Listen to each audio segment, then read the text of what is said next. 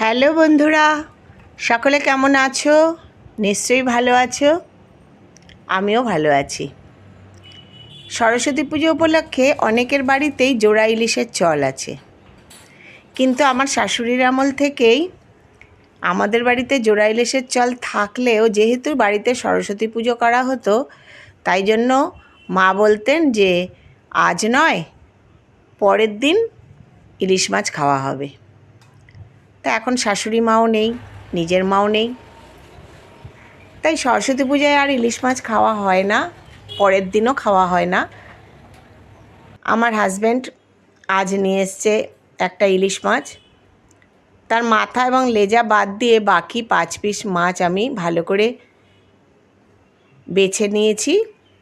ইলিশ মাছ খুব বেশি ধুতে নেই, পরিষ্কার করে নিয়ে ধুয়ে নুন আর হলুদ আন্দাজ মতো দিয়ে মেখে নিচ্ছি।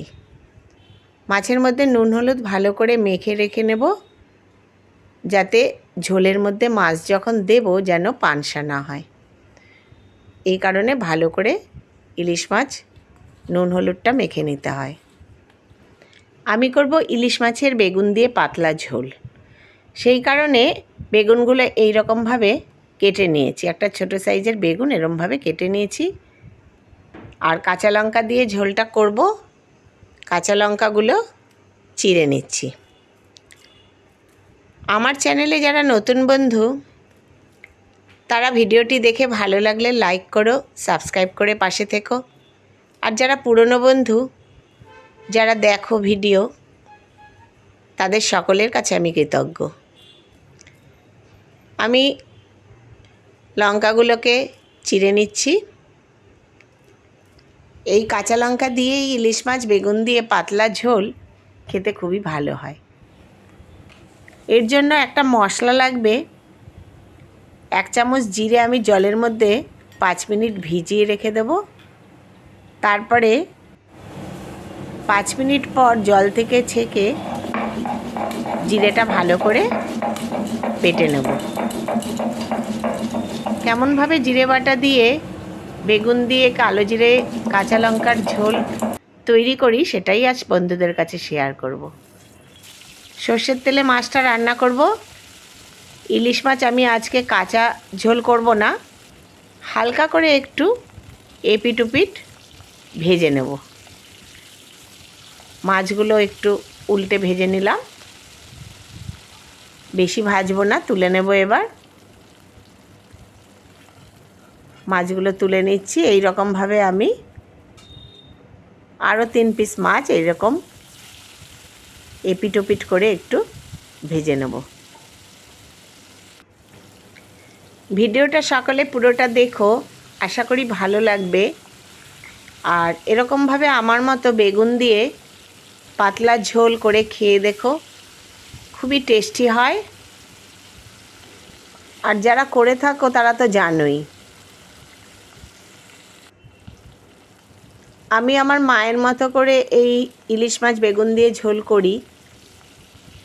এতে মা জিরে বাটা দিত, এবং জিরে বাটাটা কীভাবে দিই সেটা বন্ধুরা দেখো। সেরকমভাবে দিয়েই এই ঝোলটা খুব টেস্টি হয়। আমার মাছগুলো হালকা করে এপিট ওপিট করে একটু ভাজা হয়ে গেছে। এবার তেলের মধ্যে দিয়ে দিলাম একটু কালো জিরে, আর যে কাঁচা লঙ্কাগুলো চিড়ে নিয়েছিলাম সেই কাঁচা লঙ্কাগুলো দিয়ে আমি বেগুনগুলো দিয়ে দেব। বেগুনগুলো এবার এই তেলের মধ্যে ভেজে নেব। যেহেতু বেগুনও খুব নরম হয়, তাই এই মাছের ঝোলে ইলিশ মাছের সাথে খুব মানানসই হয় এবং খেতেও খুবই ভালো হয়। বেগুনগুলো একটু ভাজা ভাজা করে নেব, কারণ ইলিশ মাছ জলের মধ্যে বেশিক্ষণ ফোটাতে হয় না। আন্দাজ মতো বেগুনে দিয়ে দেব লবণ, আর দিয়ে দেবো একটু হলুদ।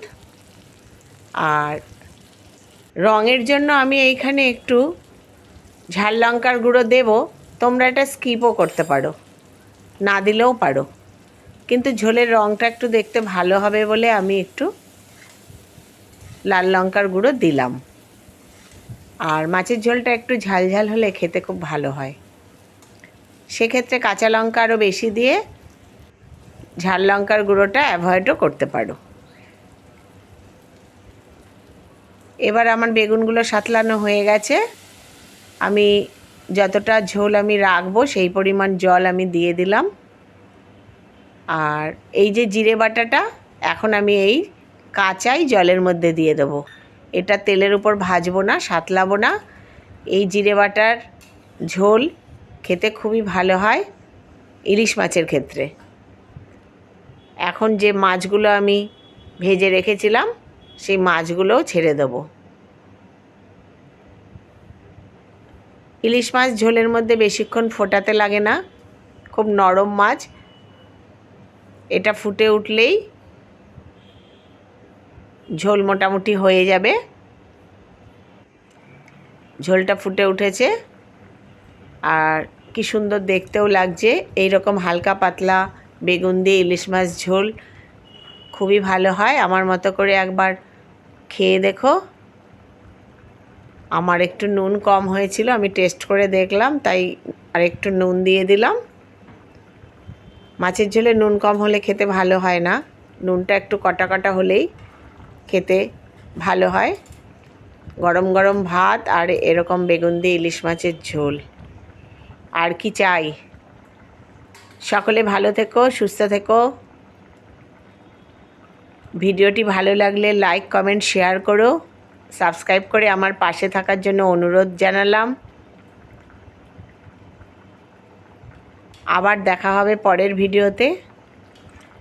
আজকের মতো বেগুন দিয়ে ইলিশ মাছের ঝোলের রেসিপি আমার কমপ্লিট হয়ে গেল।